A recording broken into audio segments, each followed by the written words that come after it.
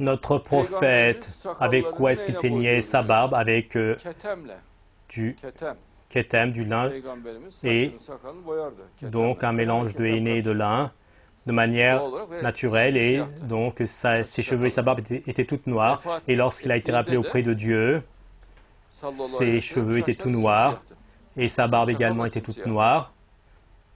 Et il disait donc ne sortez pas ainsi donc que lorsque vous avez des cheveux blancs parmi les gens ainsi, donc teignez-les. Mais donc les teindre en rouge également c'est très bien, mais donc le jaune c'est encore beaucoup mieux. Pour cela, donc une partie était comme des Européens, ils étaient blonds, donc ils se teignaient les cheveux en blond et ils ressemblaient aux Européens. Et une partie donc était comme des Irlandais, ils se teignaient en roux. Et notre prophète et Aïcha se teignaient les cheveux en noir, c'est-à-dire en marron foncé. Quand je dis noir, c'est marron foncé.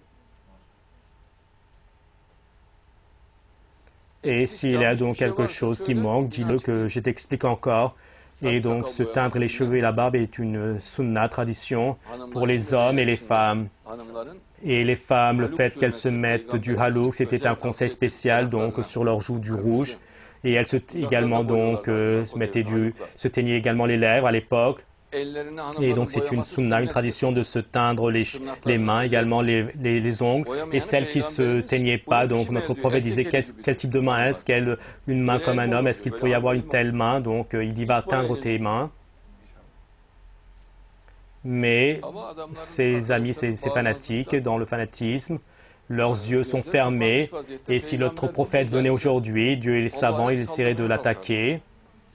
Car donc, c'est tout à fait contraire donc à ce qu'a dit le prophète, car ils sont tombés dans le système de l'associationnisme, et ainsi, à l'époque, ils ont attaqué à qui?